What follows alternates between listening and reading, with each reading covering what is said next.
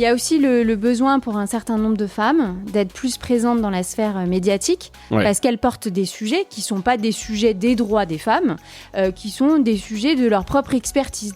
Là, il n'y a pas du tout de sujets militants, mais juste elles sont pas visibles. On les entend pas du tout. Donc nous, ce qu'on leur propose, c'est d'être beaucoup plus présentes dans les médias. On leur propose de prendre la parole, on les accompagne, etc. Et donc ça, c'est un autre sujet qui est très important, c'est qu'on voit beaucoup plus de femmes.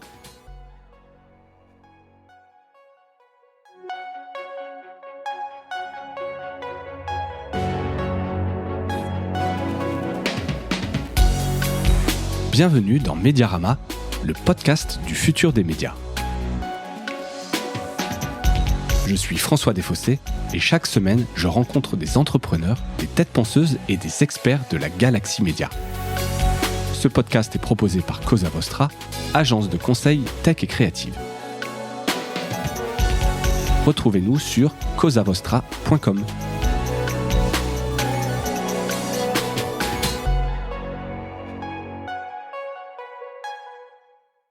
Bonjour à toutes et à tous et bienvenue dans ce nouvel épisode de Mediarama. J'ai le plaisir de recevoir aujourd'hui Cynthia Illouz, fondatrice de The Women's Voices, pour parler de ce média. Donc déjà, bienvenue Cynthia. Merci de m'accueillir. Je t'en prie, c'était une bonne occasion, notamment cette semaine, puisque ce vendredi 8 mars, c'est la journée internationale des droits des femmes. Donc évidemment, le média que tu as créé, The Women's Voices, c'est un média plutôt féministe qui met en avant les voix des femmes. Donc c'était la double bonne occasion de t'avoir derrière ce micro. Donc merci d'avoir accepté l'invitation et puis de découvrir un petit peu ce que tu fais. Donc toi, tu as un parcours de journaliste. Hein, en quelques mots, tu es passé par LCI, donc TF1, du iTélé.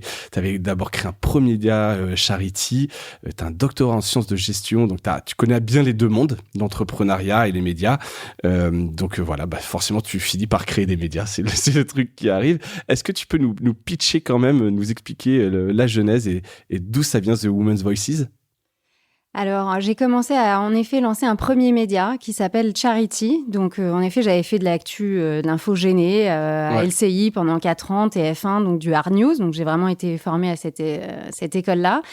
Et ensuite, donc j'ai eu cette envie de créer un média qui mette en avant la solidarité. Donc, j'ai créé Charity il y a 14 ans. C'est un média print, trimestriel, qu'on a sorti pendant 6 ans en print. Et on avait une forte appétence, évidemment, pour des sujets d'engagement, donc mécénat social, environnemental, culturel. Autant vous dire que il y a 14 ans, c'était pas du tout évident pour les entreprises de parler de ces sujets parce qu'ils en faisaient pas beaucoup, ou alors ils faisaient du mécénat. Ça les intéressait pas. Non, ils en faisaient quasiment pas, et c'était encore vraiment la danseuse du président. Donc j'avais des marques qui me répondaient, mais enfin c'est d'un vulgaire, jamais on parlera si jamais on fait un don, etc. Nous on parle que de nos produits. Donc j'étais pas du tout dans le bon timing. Ouais, c'est ça, trop tôt. Exactement, beaucoup trop tôt à ce moment-là. J'ai repris des études, vous l'avez mentionné, donc doctorat en sciences de gestion que j'ai fait sur la question du mécénat, puisque je voyais, j'ai rien inventé, mais je regardais ce qui se passait aux États-Unis, je voyais que c'était quand même des sujets qui étaient très présents et que toutes les entreprises communiquaient d'une manière ou d'une autre sur les engagements qu'elles avaient. Donc je me disais, je comprends pas pourquoi ça n'arrive pas. Ici, on a beaucoup de clients, de personnes qui vont avoir envie à un moment donné de consommer dans des entreprises qui font des choses et qui font des choses pour le plus grand nombre. Donc voilà, juste je pensais que ça allait arriver. Dans Charity, donc on parlait de différents sujets, donc ce que je disais, d'engagement, donc qui soit en faveur de l'éducation, recherche sur des maladies, et puis on avait un fort sujet sur l'empowerment des femmes, où on mettait en avant déjà des femmes. Tu sentais et on participait, on a regardé, là ça va faire 10 ans qu'on est partenaire au Women's Forum. Ouais. Donc on avait déjà une rubrique qui était alimentée sur ce sujet, sur l'empowerment au féminin. Et puis, au moment où les podcasts se sont lancés, il y a 3-4 ans, où ça a vraiment explosé, je me suis dit, je vais lancer un podcast depuis la marque Charity, qui s'appellera The Women's Voices. Et donc, ça sera, voilà, la rubrique, mais en façon podcast. Et là, pour le coup, le timing était super bon. Là, tout le monde a envie de prendre la parole. Là, les marques aussi et les entreprises sont prêtes. Sentent le bon coup. Et puis, ont envie aussi de participer, ont besoin de mettre en avant des femmes, ont besoin de rechercher des talents féminins dans des métiers qui sont, par exemple, des métiers en tension, la tech, la technique, etc. Il y a plein de besoins. Les femmes ont évidemment besoin de s'exprimer pour pouvoir atteindre un certain nombre de postes, mais aussi dans l'entrepreneuriat, puisque c'est un sujet que vous traitez beaucoup ici. Évidemment que si on ne peut pas prendre la parole, on ne peut pas dire ce qu'on fait, on ne peut pas parler de ses produits, de ses services, on ne risque pas de vendre quelque chose. Donc, il faut à un moment donné être présente. Et puis après, on va en reparler, mais il y a aussi une question très politique, c'est que tant qu'on n'est pas présent dans la sphère publique, on ne peut pas être représenté, nos idées ne peuvent pas être représentées, et évidemment, c'est encore malheureusement le cas dans beaucoup de pays, et y compris en France. Y compris en France en 2024. Et comment alors tu passes du podcast à lancer vraiment ce média? Donc Charity n'existe plus aujourd'hui? Alors Charity existe encore, du coup on va transformer le modèle, parce qu'on s'est dit, voilà, on a en fait, ce que j'ai décidé de faire, c'était de séparer The Women's Voices de Charity lorsque ça a vraiment décollé. D'abord parce que lorsqu'on a un nouveau média, aujourd'hui, il y a des aides qu'il n'y avait pas il y a 14 ans. Vous le savez, il y a le ministère de la Culture qui accompagne. Ouais, c'est ça. Donc on a eu bourse à l'émergence. Exactement. On a eu cette bourse à l'émergence. On a eu la bourse du FSDP, Fonds stratégique pour le développement de la presse. Parce que c'est un média d'information politique générale. C'est ça. Donc on a ce label qui est le plus haut label de la presse, un IPG. Donc il y a plusieurs labels, IPG, 39 BISA, etc. Donc là, on a le label IPG jusqu'à 2028, donc on est assez content de ça. Donc en effet, information politique et générale, ça veut dire qu'on respecte un certain nombre de chartes et d'éditoriales de sujets qui sont traités, etc., pour répondre à ces besoins. Donc le lancer, donner une nouvelle dynamique, c'était important, et puis un focus qui soit exclusivement sur les femmes et non pas que sur les femmes et l'engagement, parce qu'on peut être une femme dans le business et pas forcément être engagée dans le terme solidarité, associatif, etc. Et donc du coup... Ça peut être juste des réussites, des beaux profils, etc. C'est quoi la ligne éditoriale de The Women's Voices ? Alors nous, on parle de plusieurs sujets. On a tout un volet qui est du hard news. Donc malheureusement, on a toutes les semaines quasiment des sujets autour des violences sexuelles, etc., qui apparaissent dans les grands médias que vous avez suivis, etc. Donc ça, malheureusement, et Judith Godrèche et des révélations comme ça. Malheureusement, cette rubrique-là, on en a tout le temps. On peut même quasiment pas toutes les traiter, tellement il y en a. Pour être honnête, j'ai pas assez d'équipe pour le faire. Donc on a cette partie. On a une partie aussi à l'international, aussi où on regarde ce qui se passe à l'international sur la place des femmes. Donc ça peut être bien sûr en politique, mais aussi dans le business, etc. On a un volet qui est un volet les pionnières. Donc ça, c'est quelque chose, je pense, qui est une vraie transformation cette année et qui va continuer à l'être. Alors, les pionnières, c'est quoi ? C'est lorsque, pour la première fois, une femme prend un poste. Donc, quel que soit l'industrie, quand c'est une première. Quoi. Donc là, par exemple, Ketanji Brown Jackson, qui est la première femme noire à la Cour suprême aux États-Unis. Vous vous souvenez que Aurore Berger était la première présidente de groupe à l'Assemblée. Sophie Binet, par exemple, secrétaire générale à la CGT. Ou encore l'amiral Lisa Franchetti, la première à diriger l'US Navy aux États-Unis. Donc ça, ce qui n'est pas rien, ça. Voilà, exactement. Donc on a plein de sujets comme ça où on va découvrir des femmes qui n'avaient jamais exercé ces postes-là. Et ça, je trouve que c'est très, très intéressant. Après, on a une rubrique business, où là, on aura l'occasion d'en reparler, mais on met en avant un certain nombre de femmes qui font partie de notre communauté, de notre communauté 5000 Voices, ou alors qui font partie aussi du Hot News, pour X raisons. Une femme est nommée à la direction du CAC 40, évidemment qu'on va en parler. On a tout un sujet qui est un sujet culturel. Là, il y a aussi beaucoup de progrès à faire sur la représentativité des femmes dans le cinéma, dans les arts, etc. Donc là aussi, on a cette rubrique qu'on alimente régulièrement et on a vu qu'il y a encore beaucoup de peut-être de subventions pour les femmes à obtenir sur certaines réalisations. Vous avez vu que en ce moment, on demande un petit peu des comptes au ministère de la Culture pour savoir si les femmes sont aussi accompagnées que les hommes. Tout à l'heure, j'ai pas vu ça. On parlait du ministère de la Culture qui accompagne la presse. Bon, vous disiez tout à l'heure, vous recevez des femmes, mais peut-être pas de façon équitable, mais parce qu'il y a sans doute pas énormément de patronnes de presse. J'en ai reçu, mais c'est vrai que je me bats pour en avoir, et je sais pas si je suis allé à l'équilibre, l'équité entre hommes et femmes. On n'est pas très loin, mais c'est quand même dur. Parce qu'il y a moins de femmes qui dirigent des médias, donc clairement, voilà. C'est aussi... les grands patrons ou patronnes de presse, effectivement, là, ce serait du 95% d'hommes, hein, qu'on soit clair, quoi. C'est assez compliqué, et donc on a, cette volonté de pousser tous les sujets culturels, donc là, évidemment, médiatiques, mais pour nous, l'ensemble de la culture. Donc, voilà, ça nous fait une ligne éditoriale, on a toutes ces rubriques qu'on suit, ça fait déjà beaucoup de travail. Au début, on se demandait si on aurait de quoi les remplir. Assez de matière. Sur le Hot News, en tout cas, on déborde. En fait, la réalité, c'est qu'on peut même pas tout suivre.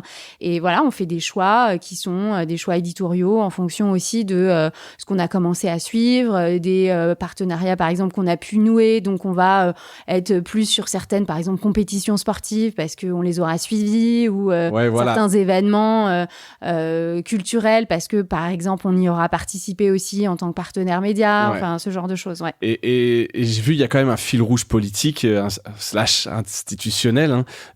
Quand on va sur le site, il y a des entretiens. Donc, tu as cité la ministre Aurore Bergé. J'ai vu la nomination de Nadia Calviño, ministre de l'économie espagnole, à la Banque européenne d'investissement. Est-ce que c'est important de mettre en avant justement ce monde politique, de donner la parole à des femmes politiques, plus important que d'autres secteurs ou c'est si. Alors, c'est essentiel. On se rend pas bien compte à quel point ça l'est parce que encore aujourd'hui, les chiffres à peu près en France sont pas mauvais par rapport à d'autres pays, mais on est à 36-37% à peu près de sénatrices et députées femmes. Donc, on n'est pas encore à l'équité. Je rappelle que nous, on est 52%, donc on devrait même être un peu plus que les hommes, plus, mais là, on est encore en deçà. Donc, les chiffres s'améliore d'année en année, mais quand vous regardez par exemple les chiffres, le pourcentage sur les maires, on est un petit peu moins de 20%. Pareil pour certaines présidentes de communautés, etc. Et donc là, on a vraiment une nécessité de promouvoir des femmes. Et alors le sujet, c'est pas juste parce que c'est une question d'équité sociale et parce que les femmes doivent être représentées de la même manière que les hommes, c'est aussi parce que vous avez... quand on apporte quelque chose de différent, on va avoir une meilleure compréhension des enjeux et c'est aussi pour ça que c'est important que les femmes soient autant représentées dans la sphère publique parce qu'elles vont apporter un certain nombre de notions, de compréhension, de clés de lecture aussi qu'on n'avait pas. Vous doutez bien que lorsqu'il n'y avait pas une seule femme qui prenait la parole, on ne parlait pas de sexisme, on ne parlait pas de harcèlement, on ne parlait pas de viol conjugal, etc. Il a fallu à un moment donné que les femmes puissent prendre la parole, y compris sur des sujets qui deviennent politiques et qu'on ne dise pas « Ah bah non, mais ça c'est de la sphère privée, donc ça ne regarde pas la sphère politique », parce qu'on va apporter différentes valeurs, différents types aussi de leadership, de processus de décision qui vont être assez différents. Donc, c'est pas juste parce que il faut le faire parce que c'était pas le cas. C'est aussi parce qu'on apporte, je pense, sincèrement quelque chose dans les discussions. Et on peut en reparler, mais il y a évidemment plein de sujets qui ont été d'abord ceux des femmes. Donc, bien sûr, la question des droits des femmes. On vient de voir que la liberté d'avorter était dans la Constitution. Bien sûr, ça a été porté par différentes femmes de différents bords politiques. Voilà. Donc, des sujets qui sont question des droits des femmes. Bien sûr, la question de l'éducation a été beaucoup portée par les femmes. Des questions de santé, mais petit à petit, il faut aussi qu'on accède aux fonctions régaliennes. Parce qu'aujourd'hui, c'est toujours pas le cas. Même en France, on a eu une première ministre pendant un temps qui était assez court, là, récemment, 1 an et demi. Et donc, la fois précédente, c'était encore plus court. Voilà, donc sur les 65 dernières années de la Ve République, on a eu 2 ans et demi de femmes à Matignon, donc ça reste quand même assez faible. On n'a jamais eu de présidente encore. Et donc, il y a beaucoup de sujets qu'on va pouvoir aussi suivre, pousser, mais mettre pousser, en avant. et là, je pense par exemple à des sujets qui sont assez essentiels, des sujets par exemple sur la diplomatie féministe, des sujets autour de la paix, etc. Parce que lorsque vous n'avez pas de femmes aux tables des négociations, évidemment, on a encore uniquement des hommes qui travaillent sur des questions qu'ils ont intégrées depuis des années, mais qui vont pas avoir une approche qui soit très différente, ce qui est le cas, on le sait, en l'occurrence sur les discussions sur les processus de paix, etc. Aujourd'hui, on serait quand même bien inspiré d'intégrer des femmes lors de Je pense que ce serait plus discussions. efficace dans des discussions autour de processus de paix. Lorsque on voit les chiffres, il y a un super bouquin de Lucille Pétavin qui s'appelle « Le coût de la virilité », qui a de façon vraiment simple calculé en fait combien coûtait l'administration pénitentiaire, la justice, etc. Sur ces chiffres-là, ça concerne en fait 97 quasiment % d'hommes. Donc ça veut dire que les prisons sont occupées d'hommes. Voilà, exactement. Donc le coût de l'administration de toutes les prisons en France, ça concerne les hommes. Mais qui ensuite s'en occupe ? La police, la justice, et puis il y a toutes les conséquences. Ouais. C'est-à-dire les coûts dans les hôpitaux, les traitements médicaux. Enfin, donc elle a chiffré ça, et c'est considérable. On parle de plusieurs dizaines de milliards. Voilà. Donc je ne sais pas pourquoi, parce que c'est pas mon objet d'étude, mais visiblement les femmes ont quand même une tendance à la pacification qui semble assez évidente lorsqu'on regarde ces chiffres. Donc on pourrait peut-être être assez inspiré de se dire que vu le type de conflit dans lesquels on est à l'international, on pourrait essayer d'avoir plus de femmes. Peut-être que ça apporterait quelque chose à la table, et en tout cas, on est nombreuses à le souhaiter. Donc, il n'y a pas aussi que les questions d'éducation, de santé, etc. Non, tu dis, ça doit sortir Exactement. pour pas être justement dans les trucs clichés qui se disent, là, ok, c'est l'éducation des enfants, ça peut concerner les femmes. Non, ça peut être aussi dans des choses, comme tu l'as dit, régaliennes du système, la guerre, etc. Ou plutôt la paix, en l'occurrence. Oh, en l'occurrence. ce serait mieux. Si je reviens sur le média en lui-même, The Women's Voices, quelle place tu aimerais prendre et comment tu compares avec d'autres médias féministes plus militants? On a reçu La Déferlante, il y a un certain nombre de médias. A priori, vous, c'est quand même moins un positionnement militant, ou je sais pas comment est-ce que tu compares, en tout cas peut-être positionne plutôt que compare, et c'est un peu mieux. Alors, en effet, il y a des médias qui sont plus militants. Il y a aussi des associations qui sont très militantes, et je les respecte énormément, parce qu'il faut quand même le rappeler, même si de temps en temps les pauvres se font traiter d'hystériques, il faut quand même le dire. Oui. Elles se font insulter sur les réseaux sociaux, ce qui n'est pas mon cas. Il faut quand même rappeler que tous les combats des femmes ont été gagnés par des femmes qui se battaient de cette manière-là. C'est-à-dire que les c'est ça qui fait avancer les choses. Les droits de vote, etc. Ça a été, par exemple, en Angleterre, plus de 100 ans avant d'obtenir les droits de vote. Elles ont commencé, Emmeline Pankhurst, avec la WSPU, etc., dans une dynamique qui était de réclamer ce qui était normalement un droit, de pouvoir voter, de s'exprimer, etc. Puis c'est rien passé pendant des décennies, donc elles sont venues ensuite à faire des manifestations beaucoup plus hostiles, des grèves de la faim, etc. Donc j'ai quand même un respect énorme pour ces femmes qui bougent de cette manière-là, parce que si elles le font pas, en fait, ça fait pas bouger les lignes. Mais il y a aussi besoin, et moi je me positionne plutôt dans ce cas-là, de personnes qui soient capables d'aller parler de façon assez sereine avec des dirigeants politiques, des dirigeants d'entreprise, parce qu'il y a aussi toute cette zone,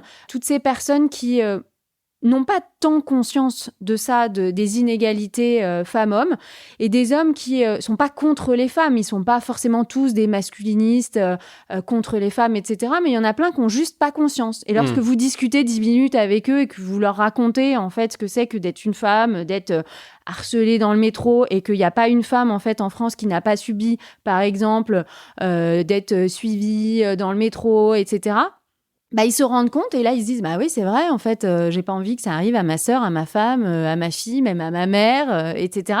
Et donc vous arrivez à embarquer en fait cette majorité silencieuse de façon plus sereine. Donc moi, j'ai cette approche-là en me disant, on a encore beaucoup de travail à faire avec un certain nombre d'hommes sur la question de l'égalité femmes-hommes, sans que ça soit qu'ils le ressentent contre eux, parce que aussi il y a un vrai sujet de se dire, mais attendez, moi j'ai peur de voir une femme dans un ascenseur, de laisser la porte fermée dans mon bureau, etc. Et donc il faut quand même leur expliquer que ça n'arrive pas. Il n'y a pas des hordes d'hommes qui croupissent en prison parce qu'ils auraient été accusés à tort de violences sexuelles. Ouais. Ça n'existe pas. Même celles qui ont été violées, lorsqu'elles osent porter plainte, il n'y a que 1% des condamnations qui sont réellement effectuées. Donc vous imaginez bien qu'on ne va pas, nous, femmes, aller porter plainte contre des hommes. On n'a rien à gagner financièrement, je le dis et je le redis, on n'a rien à gagner. On n'est pas aux États-Unis. Ça ne se solde jamais par un chèque.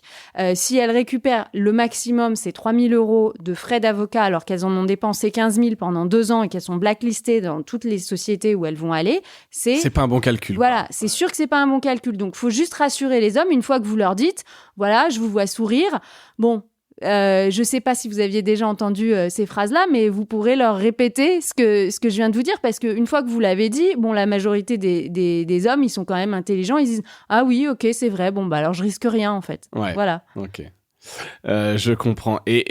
Et donc, c'est quelque part un peu le trait d'union entre ces hommes, ces entreprises, là aussi dont tu parles, et ces médias plus militants qui ont peut-être du mal à se parler. En tout cas, toi, ce côté médias traditionnel à la base, ta connaissance du monde de l'entreprise, ça permet justement, c'est une case un petit peu différente, mais de faire un peu ce trait d'union. Absolument. Et il y a aussi un grand sujet, on va y venir, mais il y a aussi le besoin pour un certain nombre de femmes d'être plus présentes dans la sphère médiatique, parce qu'elles portent des sujets qui sont pas des sujets des droits des femmes, qui sont des sujets de leur propre expertise. Donc elles vont être expertes en assurance, elles vont être expertes en droit parce qu'elles sont avocates et qu'elles suivent des sujets financiers.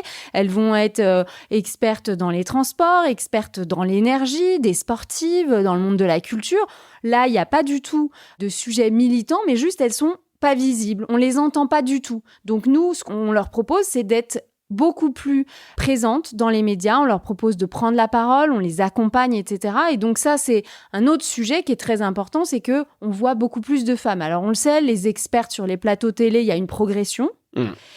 La progression, elle est intéressante, mais elle n'est pas encore optimale. Il faut être très honnête. D'abord parce que on mesure le nombre d'hommes. C'est peut-être valable aussi chez les hommes. Le nombre d'hommes versus le nombre de femmes, mais on ne sait pas le nombre de femmes. C'est-à-dire que sur une année, est-ce que c'est pas la même qu'on a vue toute l'année sur tel sujet, sur la Russie ou sur Israël, etc. Donc, est-ce qu'on va la voir 500 fois dans l'année ? C'est pas la même chose que d'en voir 500. Et donc, nous, notre idée, c'est vraiment de se dire, il faut que on voit des femmes qui soient complètement différentes, qu'on entende ce qu'elles ont à dire. Et qu'elles puissent porter leur sujet et leur expertise publiquement parce qu'elles ont quelque chose à apporter au débat public et ça, c'est très important pour moi. Et concrètement, ça passe par quoi ? Alors, concrètement, on a développé un programme qui s'appelle 5000 Voices. C'est le programme dont je parlais au début qui est soutenu par le ministère de la Culture, le FSDP. Grâce à ce programme, on est aussi lauréat de Google News Initiative en 2023. Et donc là, l'idée, c'est de proposer jusqu'à 5000 femmes qu'elles nous rejoignent, qu'elles rejoignent en fait notre communauté. Et elles vont avoir... on a développé un outil tech assez fort, on va dire, puisqu'on a passé beaucoup de temps là-dessus. C'est évidemment pas moi qui l'ai fait, mais une équipe de développeurs, puisque je ne pouvais pas, vous vous en doutez, même si j'avais une équipe qui se renforçait, faire 5000 interviews. Ça demanderait quand même énormément... je vois le travail que c'est énormément de journalistes. Ouais. Donc, on a développé un outil, en fait, où on a des questions qui sont... prédéterminées, elles peuvent choisir dans une trentaine de questions pour recréer une interview en fait qui corresponde vraiment à ce qu'elles ont envie de dire. Donc, est-ce qu'elles ont envie de partager des choses plus perso, des choses plus pro, c'est texte, c'est audio, c'est vidéo, c'est... Alors ça, d'abord, c'est sur notre site. Donc ça, c'est texte. Ça, c'est une partie. Donc, elles vont avoir cette interview qu'elles vont pouvoir recréer elles-mêmes.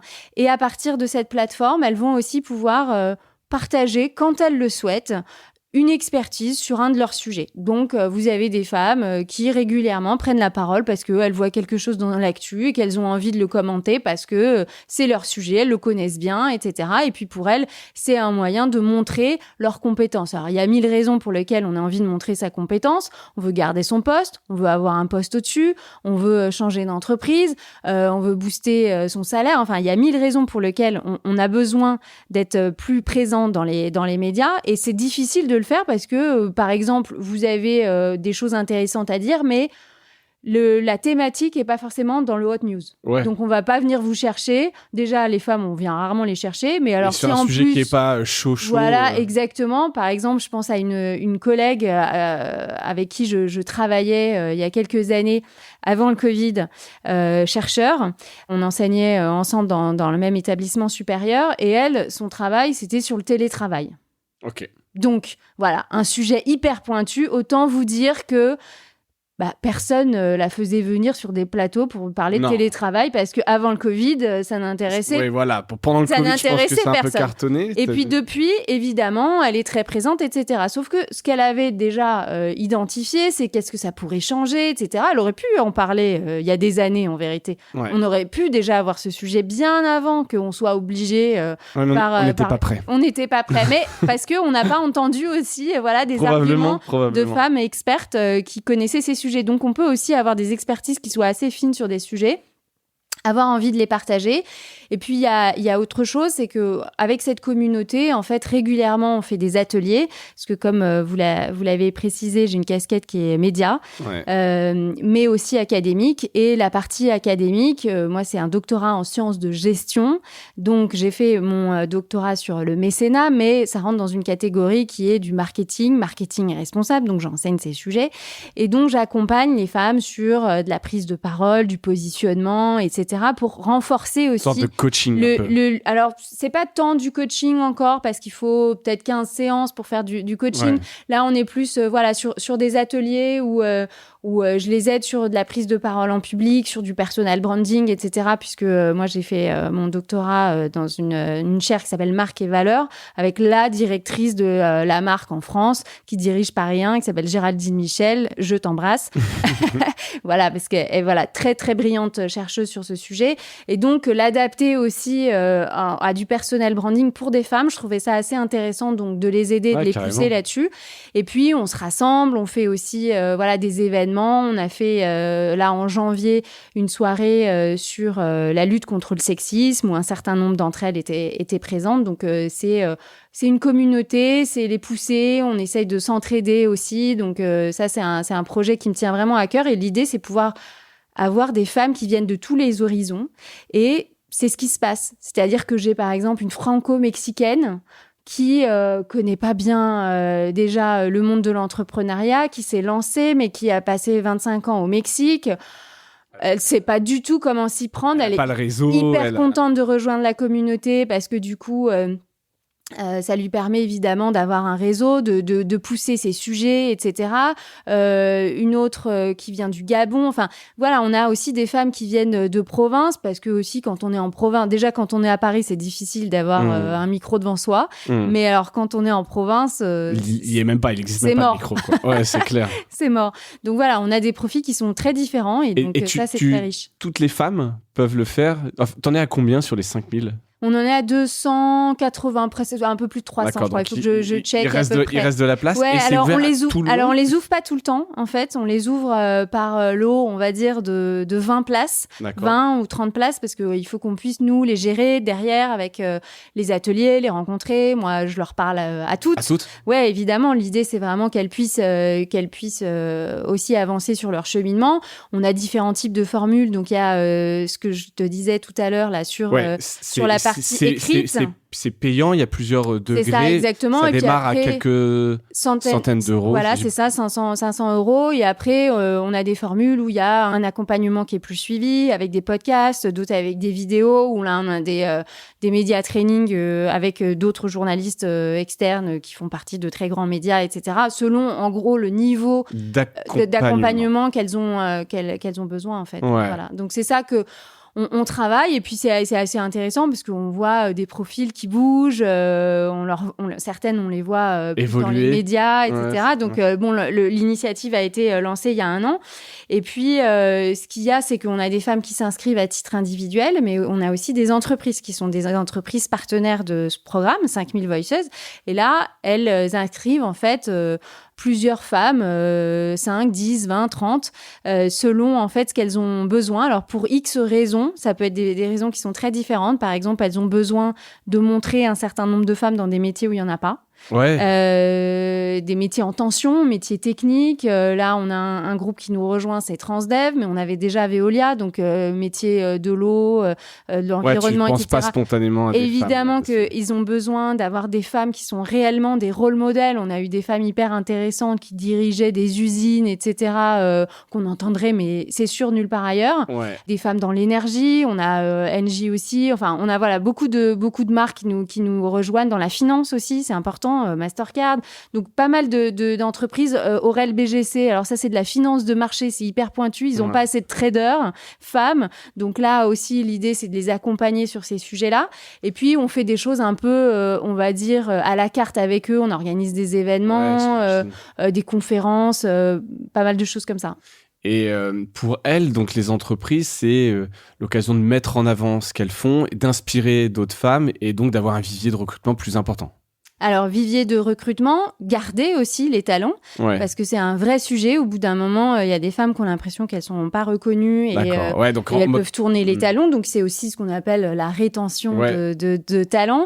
Donc, il y a bien sûr un enjeu de recrutement. Il y a forcément des enjeux qui sont des enjeux de RSE, parce qu'il y a un moment donné, il va falloir promouvoir des femmes à certains postes à responsabilité. Donc, il va falloir aussi leur avoir donné suffisamment confiance. Donc, ça fait partie aussi de ces ateliers, de leur expliquer qu'on peut avoir un leadership qui soit bienveillant et que si on vous propose un poste au-dessus, vous ne seriez pas obligé de copier le méchant monsieur qui avait une façon de diriger hyper dure et que vous pourrez imposer votre propre type de management qui sera bienveillant, qui prendra en compte un certain nombre de sujets, dont ne pas mettre des réunions à 19h, etc. Donc voilà, il y a plein de raisons pour lesquelles les entreprises peuvent avoir envie de nous rejoindre. Ouais. D'accord, donc là c'est ouvert, tu dis quasiment 300 voix, donc et recruter là comme ça dans les prochaines années, faire grossir la communauté. Quand tu en auras 5000, tu pourras plus leur parler à toutes. Ce sera compliqué au bout d'un moment. Je pense que d'abord il y en a certaines qui vont rester, parce qu'il y en a certaines qui restent déjà. Voilà, donc tu peux. Ouais, il y en a certaines que je pense que j'aurais vu de nombreuses fois. Il y en a certaines que je vois par dizaines en atelier aussi. Ouais. Donc par exemple celles qui sont dans des entreprises, je les vois. Elles sont un groupe, donc ça c'est aussi sympa. Après je leur parle pas quotidiennement non plus, mais aussi c'est. Vous avez un groupe WhatsApp Non, on n'a pas de groupe WhatsApp, mais. Je pense que parce que c'est quelque chose qui marche bien et je pense que dans une communauté comme ça un peu engagée, ça peut être sympa. Ouais. Alors on pense à le faire, mais il y a aussi la question, on va dire confidentialité pour certaines entreprises parce que il y a beaucoup de dirigeantes aussi, donc qui souhaitent pas forcément que leur nom et téléphone soient divulgués. Il y a aussi des questions. Nous on va ouvrir, ça c'est une révélation là en anglais. Ouais. Bravo. Parce que évidemment avec ce nom-là, il y avait tout de suite la volonté, bien sûr, The Women's Voices, d'avoir un .com et pas juste un .fr. Donc là, c'était une demande claire de nos marques qui sont partenaires, parce que lorsque on a un grand groupe à l'international, bien sûr, le groupe Accor, ils ont envie de mettre en avant un certain nombre de leurs talents qui sont en France, mais des talents, en vérité, il y en a dans le monde entier. Il y a des parcours super intéressants de femmes qui dirigent des hôtels dans des pays, par exemple, des pays arabes où ils ont besoin d'asseoir, vous vous en doutez bien, leur autorité pour pouvoir développer leur activité, leur business hôtelier, etc. Donc là, c'était normal de répondre aussi à ces demandes, et donc on est ravis de le lancer cette année. Sortir l'édition anglaise, quoi. Ça s'arrête jamais. Et c'est quoi les prochains projets ou défis? Donc là, c'en est un, donc bravo, mais parce que j'imagine, enfin tu vois là, moi je suis aussi entrepreneur et je me dis qu'il y a un boulevard sur de l'accompagnement, du coaching, les entreprises, etc., organiser, même aller en interne des séminaires, il y a plein de choses à faire, quoi. T'as un peu des idées des prochains projets que tu voudrais mener? Ouais, alors déjà, là, ça va être sûr qu'on va mettre un gros focus sur l'international, puisque du coup, on a quand même bien déterminé quel était le besoin et comment y répondre. Donc, on sait que, à la fois à titre individuel et pour les entreprises, ce projet 5000 Voices qu'on a mis du temps à développer, eh bien, on va pouvoir l'activer aussi à l'international avec ces interviews en anglais. Et puis, ça va être très riche. Il y a aussi des challenges qui sont très différents selon les pays. À minima, aller plus trouver des partenaires, etc., en Angleterre, aux États-Unis, enfin, dans les pays, évidemment, anglo-saxons. Mais il y a aussi d'autres pays qui aiment bien avoir de la visibilité sur l'international et dans des sites où on parle anglais. Donc, on est assez ouvert sur ces sujets-là. On va renforcer aussi beaucoup le sujet politique parce que malheureusement, on se rend compte que lorsque les femmes sont sous-représentées, les choses peuvent changer très rapidement. Donc, on est très vigilant là-dessus. Ça ricoche dans la société. C'est ça. On est très vigilant là-dessus. Et puis, il y a quand même des enjeux que les femmes soient présentes sur l'environnement. Le sujet femmes et environnement est très très important. On a un partenaire qui est la Fondation Raja, qui accompagne beaucoup de femmes et qui travaille justement sur la place des femmes dans le développement durable et à quel point c'est nécessaire d'aller sur ces sujets-là. Donc, c'est des sujets qu'on regarde beaucoup. Voilà, donc on reste bien sûr en accompagnement naturellement sur un certain nombre d'entreprises qui ont besoin d'accélérer ces sujets. Je parlais tout à l'heure encore avec des marques où il y a majoritairement des hommes. Certains savent pas comment prendre le sujet en fait. Donc, eux, ils peuvent aussi, aussi les coacher. J'imagine qu'il y a aussi des choses à faire. Exactement. D'accompagnement des dirigeants, des boards, etc. Écoute, donc pas mal de défis, pas mal de projets. Absolument. Tu vas pas t'ennuyer en 2024. Et donc, en ce jour de lutte féministe, est-ce que tu as un truc cool à nous partager qui est un peu le gimmick pour terminer cet épisode, alors qui peut être sur tes sujets de prédilection ou pas, ce que tu veux. Est-ce que tu as un truc cool à nous partager? Alors moi, j'étais très, évidemment, comme tout le monde, très heureuse de voir que l'avortement est entré dans la Constitution. Et j'ai adoré cette image de Yael Braun-Pivet, qui est quand même la première femme, parce qu'on parlait des pionnières tout à l'heure, première femme à la tête de l'Assemblée, qui s'est retrouvée pour la première fois à la tête du Congrès. Et vous avez peut-être vu cette photo magnifique où elle arrive, il y a tous les gardes, etc. Je trouve que c'est une image extrêmement forte, extrêmement puissante de ce qu'une femme en politique peut être. Donc j'aimerais bien que ça soit un symbole et peut-être une représentation pour des jeunes femmes qui voudraient se lancer dans ces sujets politiques, de savoir qu'un jour on peut atteindre ce niveau de responsabilité en France. Eh ben écoute, je mettrai un lien vers la photo. Ouais. Tu vois, qu'on puisse voir ça, effectivement, c'est très chouette. Et j'étais un peu fier quand même de la France, tu vois, de voir les titres de pas mal de médias étrangers. L'actualité n'est pas très drôle en ce moment, d'une manière générale. Donc, voir ce petit truc un peu positif, j'ai trouvé que c'était pas mal. Donc, c'est effectivement un truc cool de cette semaine à partager. Merci beaucoup, Cynthia, pour ton temps. Merci et bravo pour ce projet. Je mettrai tous les liens qu'on a évoqués dans les notes de l'épisode, mais vous pouvez aller voir taper dans Google The Women's Voices ou 5000 Voices, le hashtag, qui représente un peu ce mouvement, cette communauté que vous pouvez rejoindre. Donc, merci pour ton temps, bravo pour tout ça. Et à bientôt. Merci, à bientôt. Et merci à toutes et à tous d'avoir écouté cet épisode. Et je vous dis à bientôt. Salut.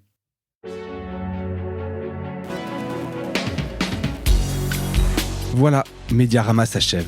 Si cet épisode vous a plu, n'hésitez pas à le liker et le partager. Et puis, si vous souhaitez être accompagné par notre agence Cosa Vostra, contactez-moi par mail mediarama@cosavostra.com. Portez-vous bien.